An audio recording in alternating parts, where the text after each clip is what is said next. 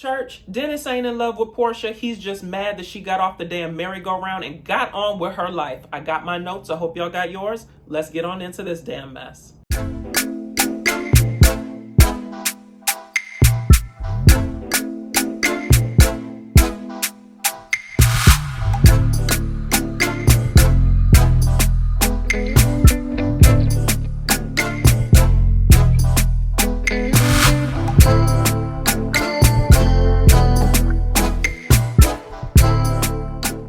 Y'all, so let's jump right on in. Now, baby, I told myself I was not gonna watch this damn show, but listen, Bravo player hating and all the damn shows that I normally watch is in, season hiatus because the season is over. So I said, you know what? Let me give Porsha's show a little try, see if I could get over her stealing that lady husband, quitting all her jobs, and risking it all for that Nigerian man with the pot belly. I said, I'm gonna give it a chance, okay? And that first episode, baby, was a yawn, but this second episode, is gathering steam just a little bit. It's like the little engine that could. So I said, okay, I'm gonna check it out and see if I like it.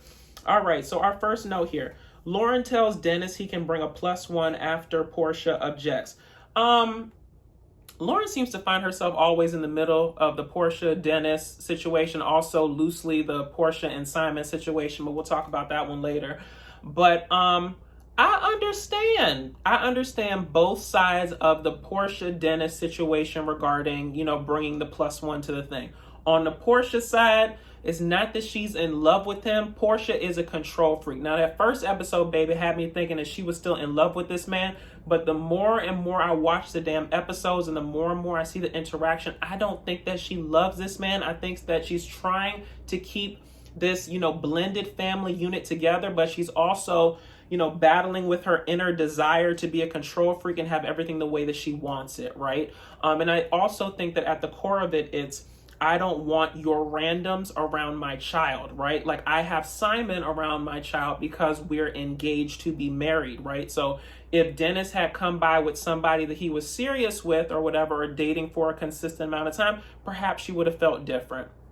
On the Dennis side, it's like, listen, we was just together in January. Okay, I'm going through something because, I loosely miss you and stuff like that. And I might be, running through half of Atlanta more so than I was when we was together and whatnot. Catch.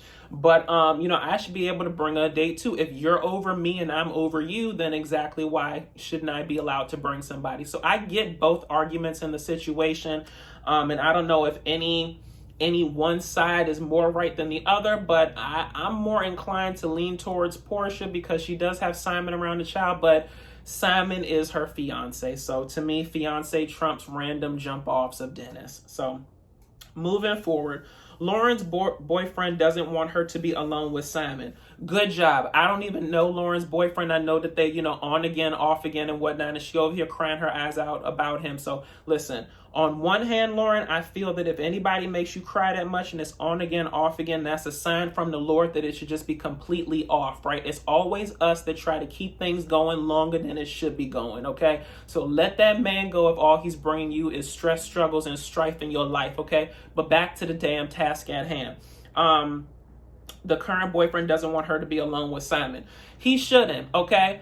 Porsha got around Simon and Fallon, and next thing you know, she broke up this lady damn happy ass home, okay? She quit all her jobs, baby, and she risked it all for this pot-bellied African man, okay? So Lauren's boyfriend is like, listen, you ain't gonna mess up my thing, okay? You ain't gonna be thinking this. Nigerians already prone to multiple wives as it is. So listen, your boyfriend see the damn writing on the wall. So is he being a little bit overprotective? Probably, but listen, I don't think anybody expected Porsha to do what she did. And so to me, anything is up for discussion in terms of what may happen in this whole dynamic. So I ain't had no problem with the boyfriend feeling a certain kind of way, because with Porsha's history and that damn family, who knows what could happen if she spends too much time around Simon.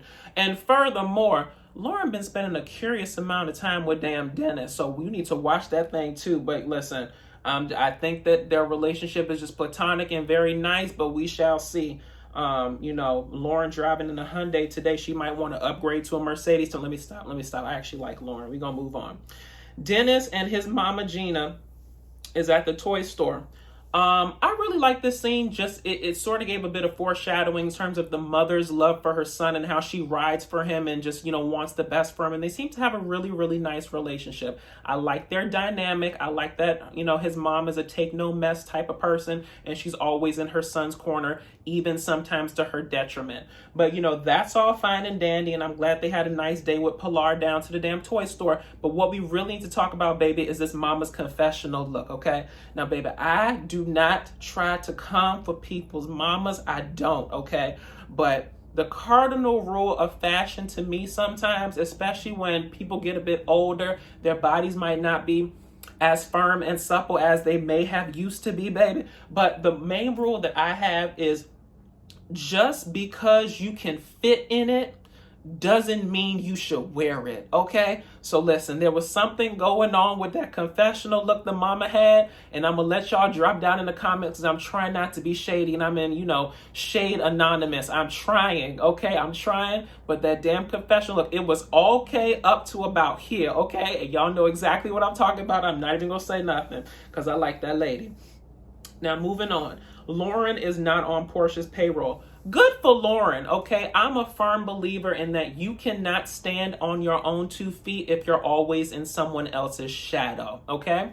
And I think that to Lauren's point, Porsha has a lot of yes people around her and people that can't give their true opinion because they're cashing a check that she's giving them, right? And I'm sure she has aspirations outside of being Porsha Williams' assistant, Porsha Williams' sister.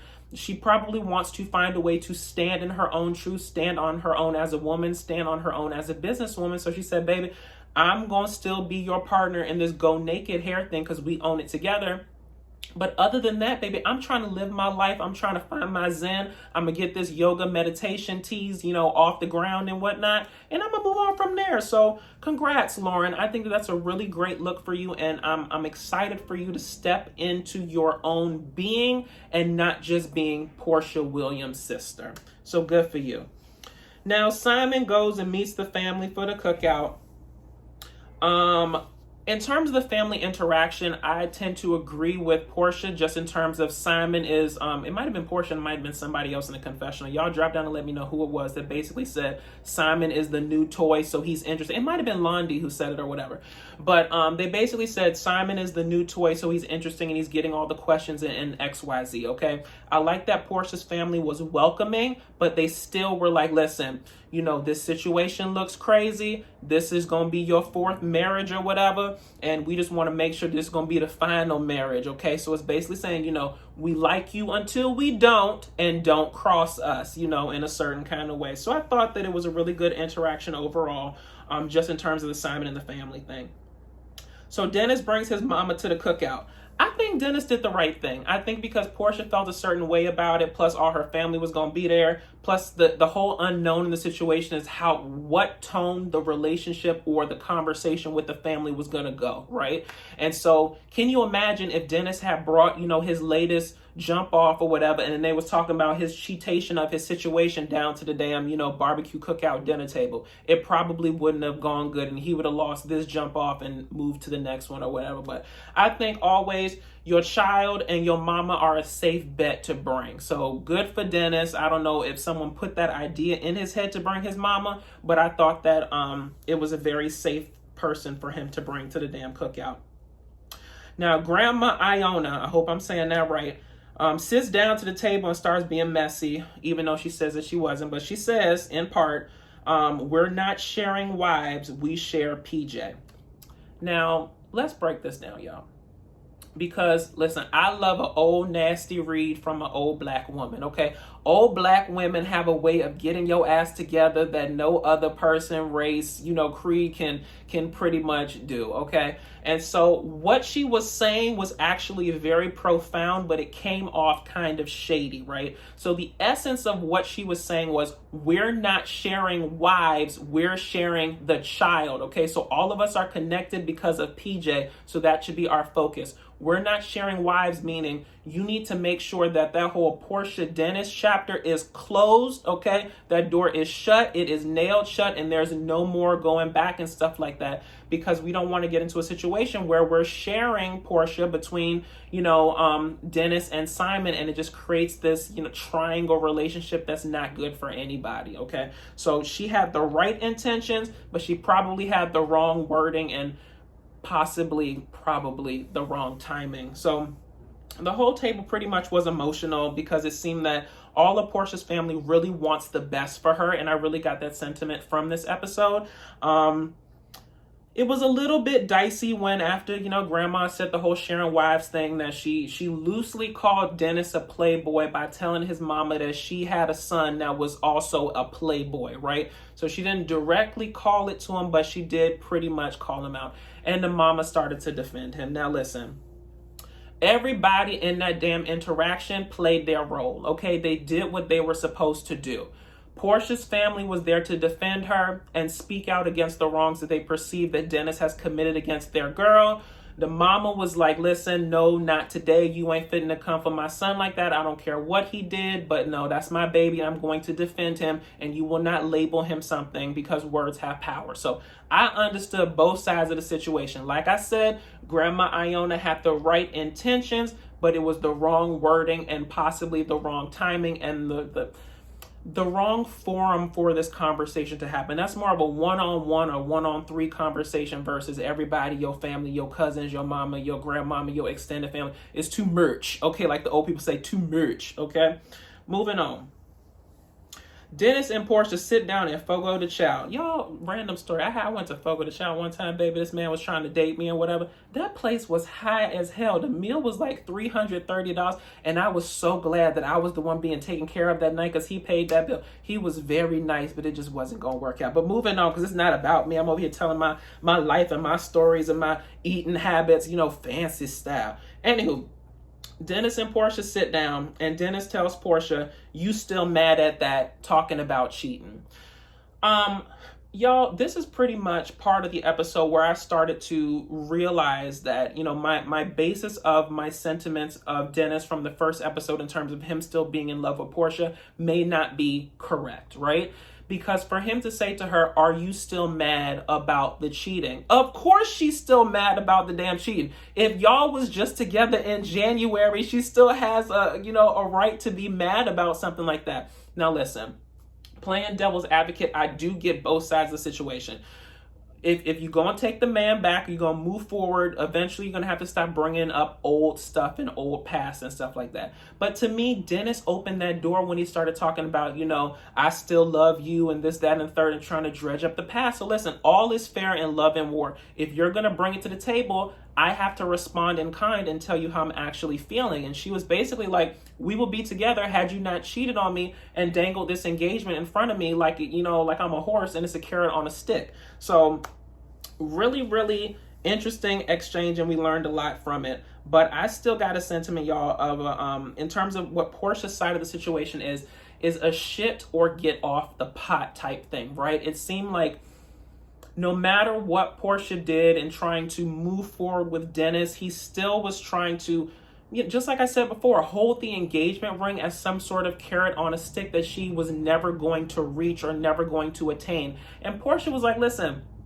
I am too fine, I am too beautiful, I am too talented to sit around here and let you waste out my life while I'm trying to chase something that I don't even know if I want anymore after everything that you done put me through. So I get it, okay? She got tired of waiting and she just said, baby, listen, I could do bad all by myself, but I'm going to go find me a nice, nasty African with some coins and glow up. So I understand why she did what she did. And I do believe that there's still love there, but I don't think that it's a romantic love. It's more that this is the father of my child, and I want the best for him, and I want him to be his best so that my daughter will benefit from that. Now, in terms of Dennis, if that whole conversation at the table wasn't enough, he starts getting very petty, right? So they leave out the restaurant after he doesn't get the exchange or the reaction that he wants. And he basically, is on his phone while they're waiting at the valet, and he flips through some naked photo while she's there. If you're trying to get your girl back and steal her back from the damn other pot-bellied African man, why in the hell would you pull up some nudes of some random that you smashing or about to smash or something? It just seemed really, really petty, and more so like, I didn't get my way in there, so I need to show her that, I still got stuff going on over here. You ain't nothing. I can move on when I get it. So when you playing those kind of games in relationships, it's really the beginning of the end, or perhaps just the end. But I really got the overarching sentiment, y'all, that Dennis is not in love with Porsha. He's in love with the idea of Porsha. And he's also, I feel at his core, he's jealous. He's jealous that she got off the merry-go-round and moved on with her life, right? And it seemed to be almost like this whole sense that he thought she would always be around, I guess, chasing after him or trying to make it work. And the fact that she moved on, he feels that he lost something in a way. So I don't really know. I honestly, y'all, I do not feel that he's in love with Porsha. I feel that he's pissed off that she left, okay? And that he lost, in a sense. So drop down in the comments and let me know if you guys agree. Now, moving on to this shaman lady and Porsha and her cousins and her sister and all these people sitting down with these people. So the shaman lady calls on the ancestors. And the grandma, auntie, or whatever she was, y'all drop down in the comments and let me know. She basically was like, Black people don't have to call on familiar spirits, okay? When you calling on ancestors, you might be calling on, the devil, okay? Or the occult or something. And so, baby, after that shaman, Lord Jesus, after the shaman, after the shaman did her little, hit on the drum and hum and make all these noises and stuff, baby, when that aunt, grandma lady started to just sing Negro spirituals, I was on the floor, okay? She said she had to bring the Lord back into the conversations. Good. I like Porsha's family. I really do. I feel like they bring a good dynamic to this thing, and I like that they're being real. Because sometimes you can tell when situations are manufactured and people aren't acting, as they normally would, but it really authentically feels that her family is this crazy, and the camera just happened to catch all the messiness, right? So very interesting. And furthermore, y'all drop down in the comments and let me know if the shaman was white or swirly, okay? Because I have never heard of a white person calling on the ancestors, but she might have been swirly. I'm going to give her a pass. I don't know, okay? And maybe there's something different about shaman. She did not look full white. She might have been mixed with something, but listen, I don't know if she was calling on the Black ancestors or the white ones, so maybe it was good that the damn grandma auntie decided to start singing Negro spirituals and move all that, occult stuff about the damn scene.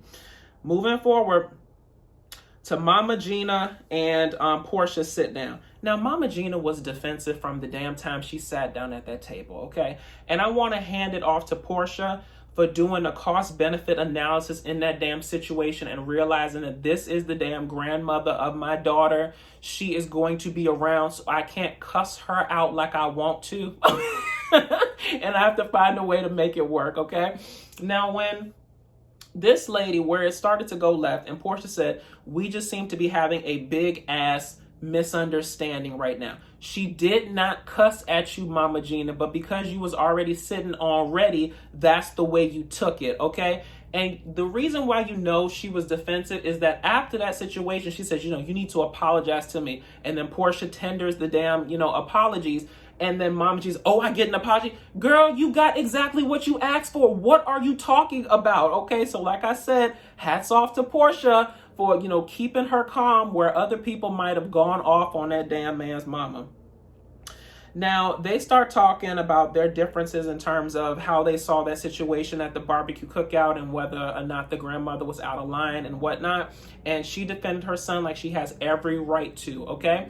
But it honestly seems, y'all, that Mama Gina is not able to take responsibility or to even acknowledge, Dennis's wrongdoing in the situation because he did cheat. It almost seemed like a tit for tat situation, right? Like, okay, he may have cheated, but you cheated too, okay? Like, it's almost like when you have those arguments with people and you're trying to get your point across, but while you're telling them how you feel they've impacted you, they start digging at you in terms of how they feel you impacted them. Like, that's not this time of the damn program right now. Let me get it out and then we can have a conversation. So I thought that she was, really sitting on ready. So Mama Gina says, that she done talked to Mama Diane at some point, and Mama Diane mentioned some sort of relationship of Porsha cheating.